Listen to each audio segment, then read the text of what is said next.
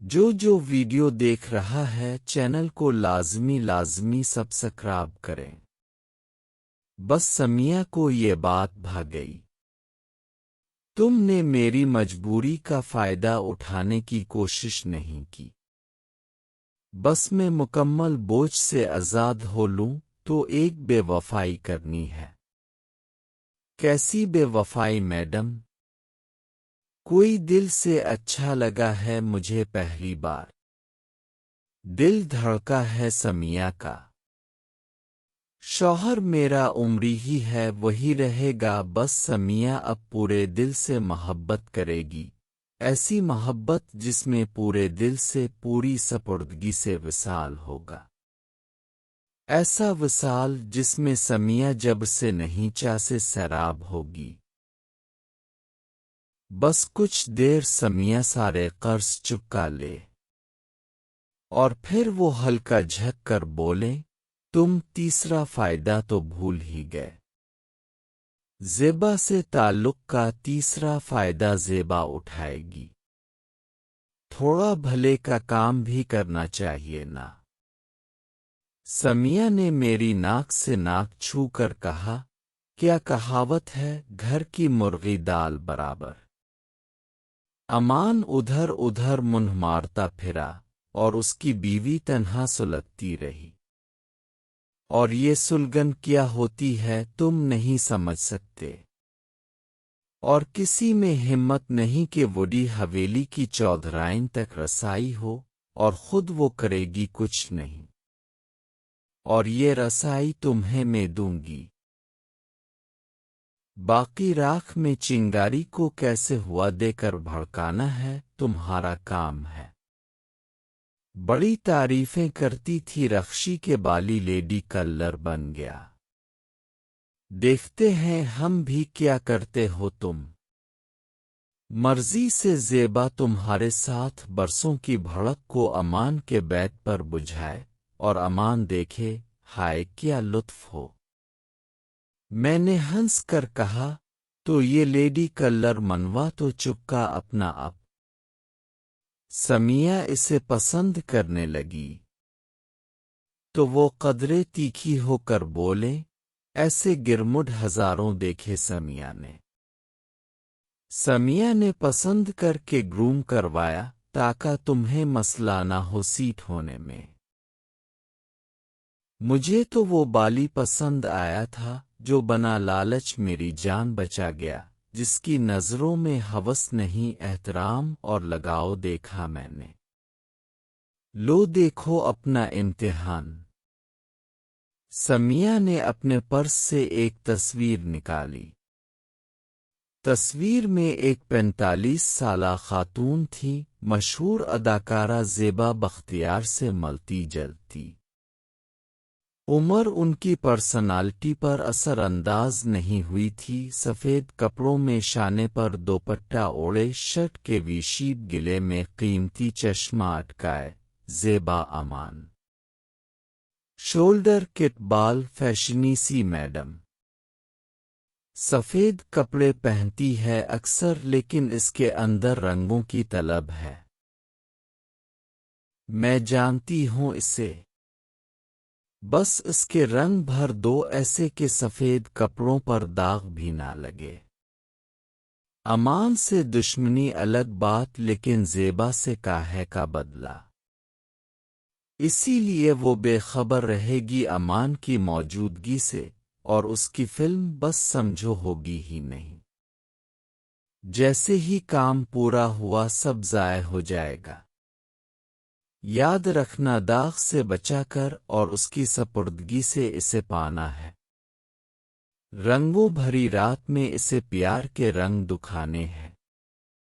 تھوڑی سی عمر زیادہ ہے زیبا کی لیکن میرا مشاہدہ اور تجربہ ہے کہ بستر پر اچھی ساتھی ہوگی وہ، کیونکہ اس کے اندر طلب اور پہلی رسائی ہے۔ پرانی شراب سے آغاز کرو، اس کی بھی اپنی چس ہوتی ہے، تو آپ کو برا نہیں لگے گا۔ جسے آپ پسند کرتی ہیں وہ کسی اور کے ساتھ وہ ہلکا سا ساتھ لگ کر بولے، میں تم پر جبر نہیں کروں گی، کبھی بھی تم آزاد ہو۔ پرانی شراب کے بعد چاہو جتنی پیکٹ بوتلیں کھولو، بہت ملیں گی۔ دولت مند جوان، بالغ کون بھلا ٹھکرائے گا تمہیں؟ میں تمہیں پسند کرتی ہوں لیکن شادی نہیں کر سکتی، تو پابندیاں کیوں؟ بس جب مجھے میرا محبوب چاہیے ہو تب وہ صرف میرا ہو، باقی تو میں لیڈی باس ہوں اور بہت سخت قسم کی۔ وہ پھر سے میرے ساتھ لگے، بڑی کھسکی ہوئی الجھی ہوئی ہوں میں، لیکن تم پہ فدا ہوں۔ کل ہم قصور امان کی حویلی جائیں گے، اچھے سے تیار ہو جانا، سمجھو تمہاری منہ دکھائی ہے۔ وہ اونچا ہنسی، اندر سے پورے دل سے ہنسی۔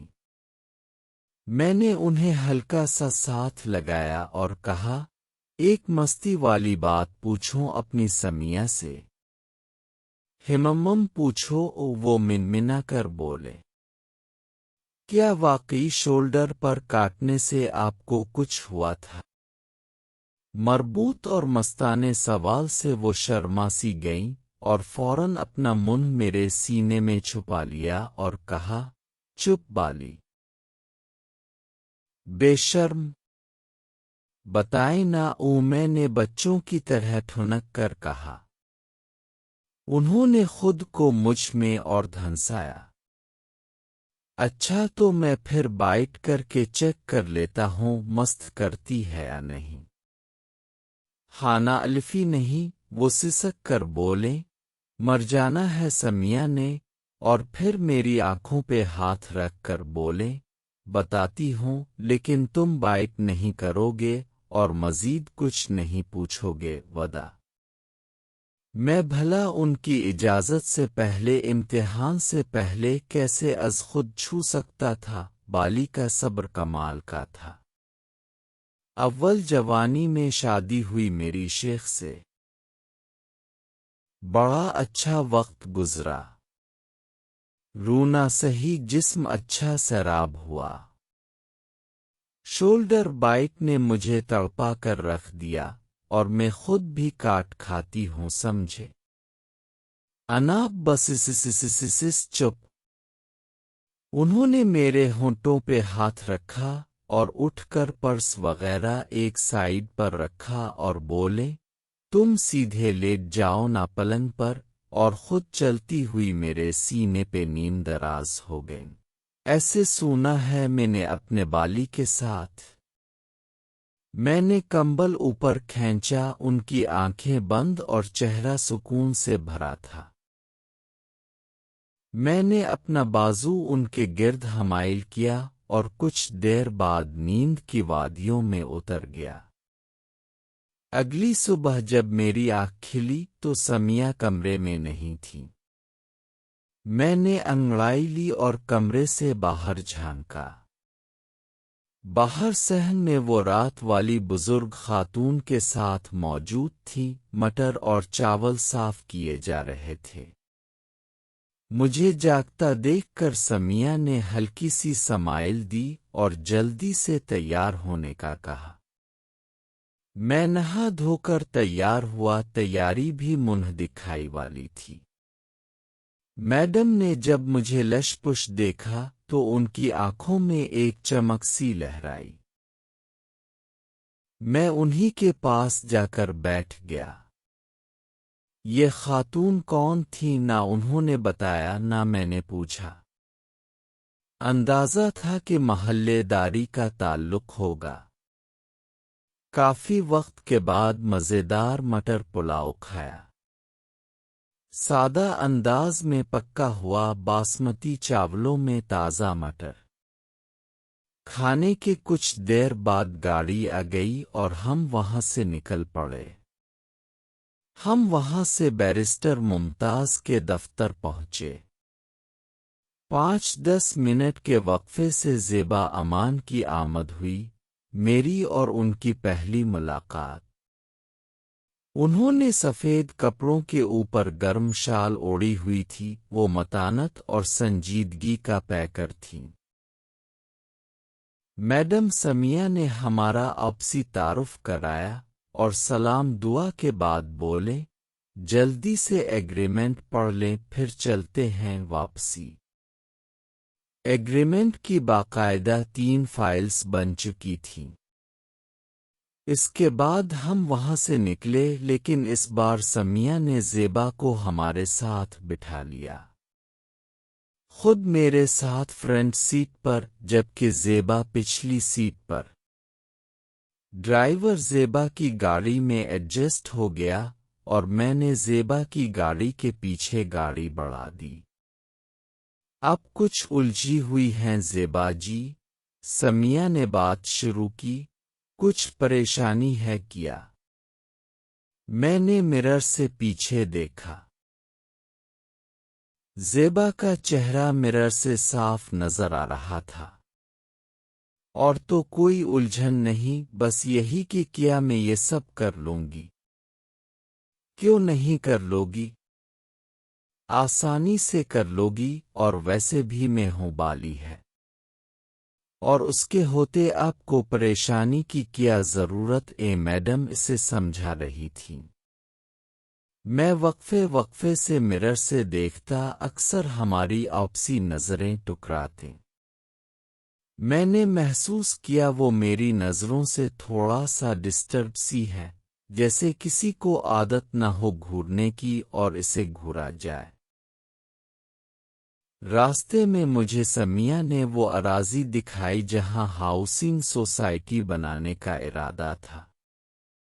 لاہور کے شور سے باہر پرسکون جگہ جو لاہور سے نزدیک بھی تھی۔ شام کے سائے پھیل رہے تھے جب ہم امان کے گاؤں پہنچے۔ گاؤں سے ذرا ہٹ کر ان کی اونچی حویلی تھی، بلند پھاٹکوں، اونچی دیواروں اور چوبرجیوں پہ پہرے داروں والی حویلی جیسے پرانی حویلیاں ہوتی ہیں۔ قدیم طرزن تعمیر۔ بلا شبہ حویلی کا اپنا روپ تھا۔ جیسے ہی زیبا بیگم نکلے، تقریباً سب پہرے داروں نے دوسری طرف چہرہ کر لیا۔ ہم چلتے چلتے اندر پہنچے۔ اونچی چھت،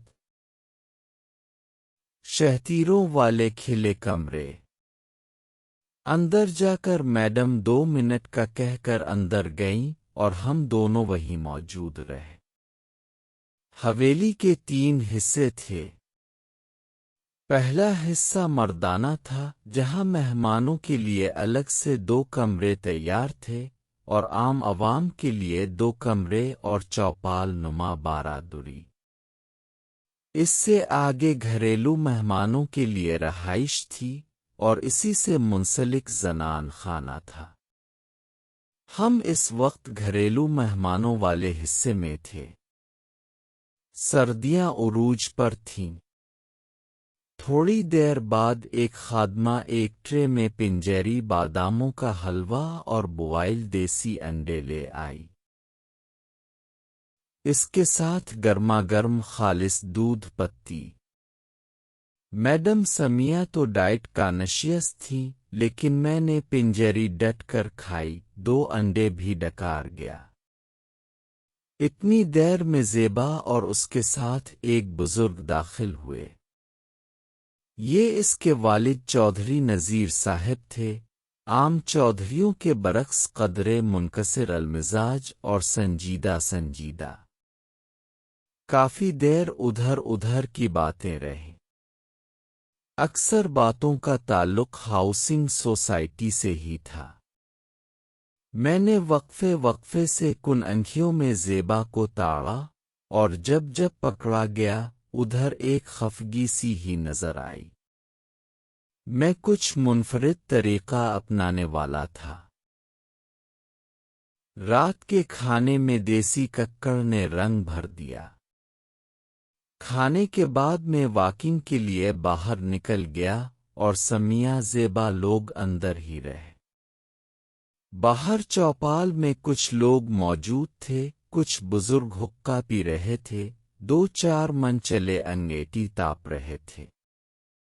میرا حلیہ پینٹ کوٹ انداز، سب مجھے ایسے دیکھ رہے تھے جیسے چڑیا گھر آئے لوگ جانوروں کو دیکھتے ہیں۔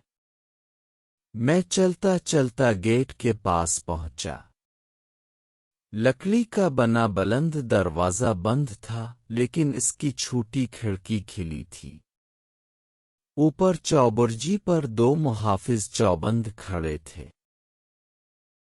میں باہر نکلا تو کھڑکی کے باہر موڑ ہے پر ایک 40-45 سالہ بندہ بیٹھا سوٹا مار رہا تھا۔ اسی کے ساتھ دو کلاشنکوف بردار کھڑے تھے۔ حویلی گاؤں سے ہٹ کر بنی تھی۔ گاؤں کی آبادی سے حویلی تک ایک اینٹوں کی بنی سڑک، جسے سولنگ کہتے ہیں، بنی تھی۔ پتہ چلا یہ راستہ ان کی اپنی زمین میں ان کے لیے بنوایا گیا۔ درمیانہ سا گاؤں، ہریالی، فصلیں اور ہر طرف سناٹا۔ میں باہر نکل کر ہوا خوری کے لیے سولنگ پر چلنے لگ پڑا۔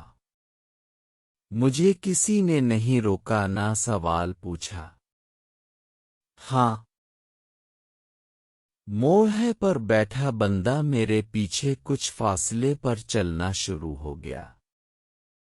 میں سولنگ پر چلتا ہوا مین روڈ تک گیا۔ یہ کوئی کلومیٹر بھر کا فاصلہ تھا۔ ہر طرف سکون اور سیاہ رات تاروں بھری۔ وہ بندہ میرے ساتھ ساتھ تھا۔ اچانک میں پلٹا اور واپسی موڑ کر اس کی طرف جا کر کہا، میری نگرانی پہ ہو کیا؟ وہ دیہاتی آدمی گڑبڑا سا گیا اور بولا، نہیں صاحب، ہم آپ کی حفاظت کے لیے آیا ہے، اب بڑی بی بی کا مہمان ہے۔ اچھا، مجھے کس سے خطرہ ہو سکتا بھلا، میں تو پہلی بار آیا ہوں ادھر۔ وہ آپ کا مسئلہ نہیں۔ ادھر ہماری بی بی لوگ کا دشمنی ہے۔ اچھا، کیوں؟ وہ بس صاحب آپ انہی سے پوچھ لینا، اس نے بات ٹالی۔ کچھ دیر کی واک کے بعد میں اندر آ گیا۔ اندر میرا بستر لگ چکا تھا۔ شانیل کی نرم گرم رضائی میں لیٹتے ہی سکون آ گیا، اور اگلے دن میں میڈم سمیہ اور زیبا امان تینوں پھر لاہور کے لیے نکلے۔ دوسری گاڑی میں گارڈز ہمارے آگے پیچھے تھے۔ دوران ڈرائیو میں بیک ویو مرر سے زیبا کو دیکھتا رہا۔ میں نے محسوس کیا آج زیبا قدرے کم مضطرب ہے۔ ایسے ہی دیکھتے دیکھتے میں نے ہلکی سی سمائل دی۔ جواب میں ہلکی سی خفگی سے بھنوہے کو سکڑا گیا، لیکن ادھر بالی تھا۔ میں نے جھٹ معصومانہ انداز میں ڈر کا تاثر دیا، اور بے ساختہ زیبا کے لبوں پر مسکان پھیلی، لیکن ساتھ ہی انہوں نے چہرہ گھمایا اور کھڑکی سے باہر دیکھنے لگے۔ ہم لوگ سیدھے اس اراضی پر گئے جہاں ہاؤسنگ کا کام ہونا تھا۔ وہاں پہلے ہی کچھ لوگ موجود تھے۔ میڈم سمیہ نے بتایا یہ کنسٹرکشن کمپنی کا وفد ہے۔ کافی دیر وہ لوگ جگہ کا معائنہ کرتے رہے اور آپس میں ڈسکشن کرتے رہے۔ کچھ جگہ چیکنگ کرتے رہے۔ اس کے بعد سب ہوٹل آ گئے اور لنچ وغیرہ کیا۔ لنچ کے بعد ہم تینوں سائٹ سے نزدیکی ایک پلازا پہنچے۔ وہاں عبید صاحب پہلے سے موجود تھے۔ میڈم نے کہا کہ ویسے تو سب سے پہلے ہاؤسنگ سوسائٹی کا آفس بنے گا، لیکن اس میں کچھ ٹائم ہے، تب تک میٹنگز وغیرہ، اور اپنے بیٹھنے کے لیے ایک فلیٹ کرائے پر لیا ہے۔ دوسرا، میں 1-2 دن میں جا رہی ہوں تو بالی کا اگر کوئی مہمان وغیرہ ہوا تو رہ لے گا۔ پلازا نیو بنا تھا اور ابھی اوپری منزل کے زیادہ تر فلیٹس خالی تھے۔ فلیٹس کافی کھلے اور معیاری تھے۔ فرنشڈ اسٹوڈیو فلیٹ، چابی وغیرہ لے کر ہم واپسی کو نکل آئے۔ اب چلی جائیں گی تو یہاں کا کام کون دیکھے گا؟ گاڑی میں بیٹھتے ہی زیبا کی سریلی آواز گونجی۔ اب دیکھو گی بالی دیکھے گا۔ یہ پراجیکٹ اب کا ہے زیبا جی۔ میں تو بس کبھی کبھی آؤں گی، اپنی سلطنت اب خود بناؤ گی۔ سلطنت؟ زیبا نے چونک کر کہا۔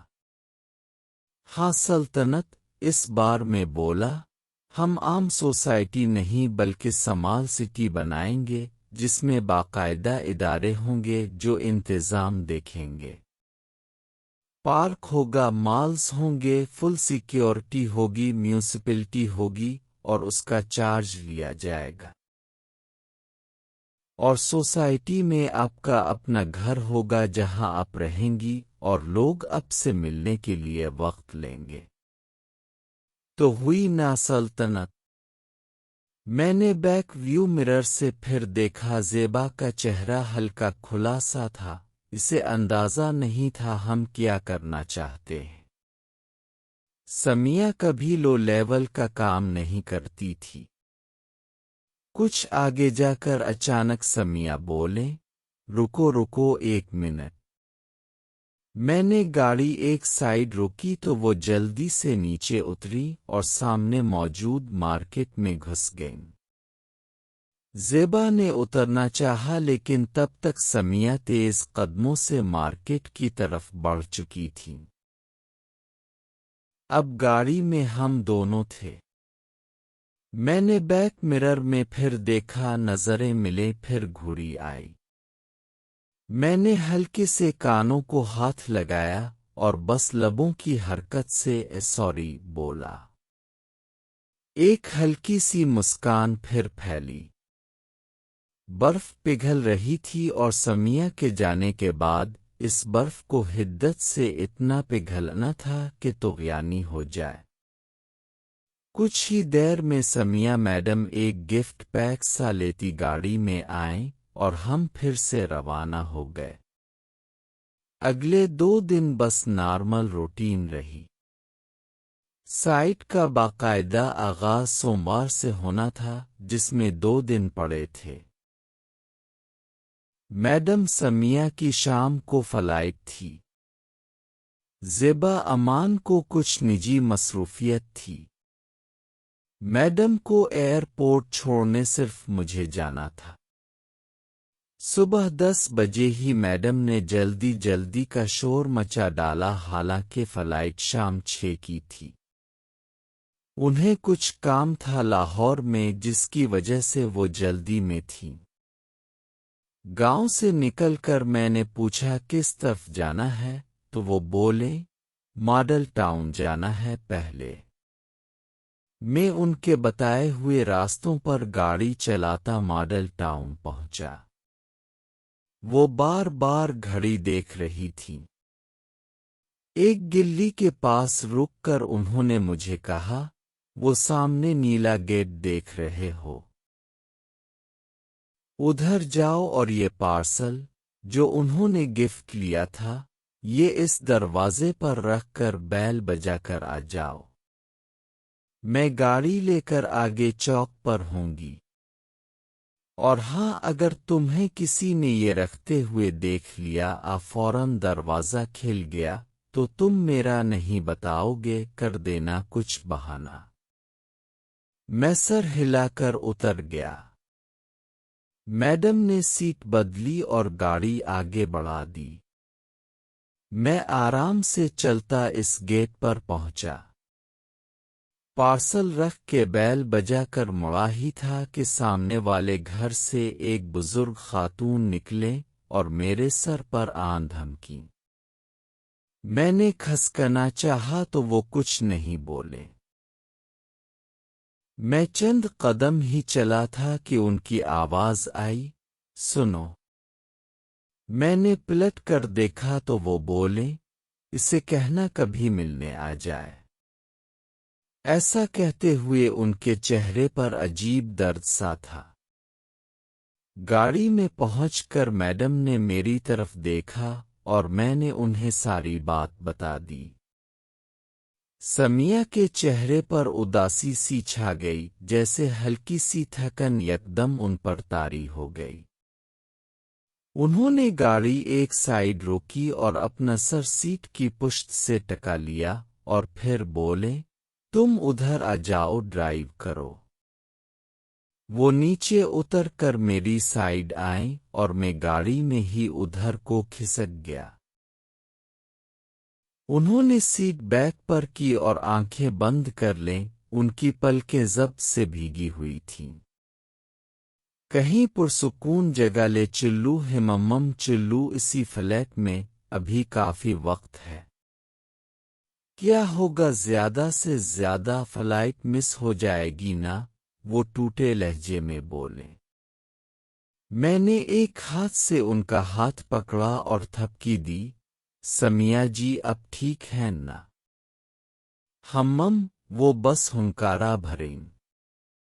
میں انہیں لیے ٹھیک اسی پلازے پہنچا اور گھوم کر دروازہ کھول کر میڈم کو سہارے کے لیے ہاتھ بڑھایا۔ میڈم کا چہرہ ضبط کی انتہا پر تھا۔ ہم لفٹ سے تیسری منزل پہنچے۔ اس طرف ٹوٹل 5 فلیٹس میں سے بس 2 ہی آباد تھے۔ ایک فلیٹ میں کوئی فیملی رہتی تھی اور دوسرا اب میرے پاس تھا۔ جیسے ہی دروازے کے پاس پہنچے، ایک فلیٹ چھوڑ کر دوسرے فلیٹ کا دروازہ کھلا اور اندر سے ایک خاتون نکلے، ان کے ہاتھ میں باسکٹ تھی۔ خاتون کی عمر کچھ 36-37 سال ہوگی، کافی پرسنالٹ لیڈی تھیں۔ انہوں نے ایک نظر ہم دونوں کو دیکھا، پھر میری طرف غور سے دیکھا اور پاس سے گزرتی نیچے چلی گئیں۔ فرنشڈ فلیٹ میں ضرورت کی ہر چیز تھی۔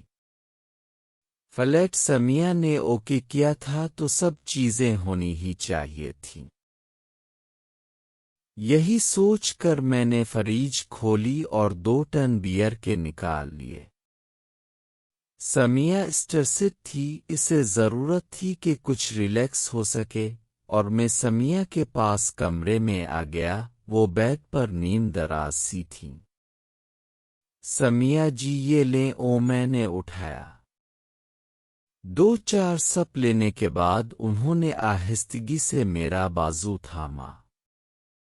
میں نے دیکھا تو کانپ کر رہ گیا۔ ان کی آنکھیں ضبط سے لال تھیں۔ میں نے انہیں ہلکا سا ساتھ لگایا، وہ میرے شانے پر سر رکھے خاموش تھیں۔ مجھے کندھے پر نمی سی محسوس ہوئی، سمیہ رو رہی تھی۔ میں نے ٹن ایک سائیڈ رکھا اور سمیہ کو شانوں سے پکڑ لیا۔ کیا ہوا سمیہ جی؟ میں نے تڑپ کر پوچھا۔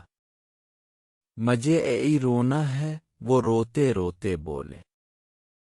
میں نے بے ساختہ ان کی کمر کے گرد بازو رکھا اور وہ میرے شانے پر سر ٹکا کر رونے لگ گئیں، ان کا جسم لرز رہا تھا۔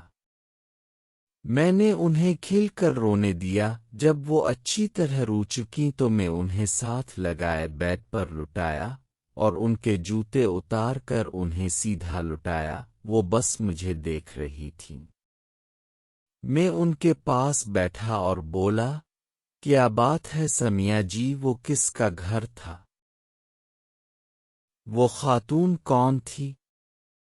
اپنے بالی کو نہیں بتائیں گی؟ وہ مسکرائیں اور بولے، تمہیں تو سب بتانا ہے میری جان کے ٹوٹے۔ سمیہ میں کمال کی صلاحیت یہ تھی کہ وہ ضبط میں بلا کی ماہر تھیں اور فوراً اپنی ظاہری کیفیت بدل لیتی تھیں۔ ادھر آؤ، میرے ساتھ لیٹ جاؤ۔ میں ان کے ساتھ لیٹتا گیا۔